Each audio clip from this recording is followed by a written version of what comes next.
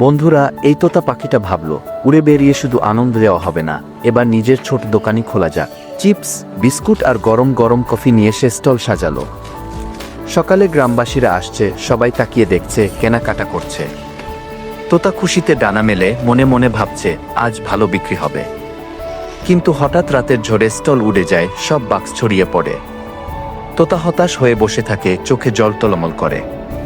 তোমরা তাতেও কি লাইক সাবস্ক্রাইব করবে না?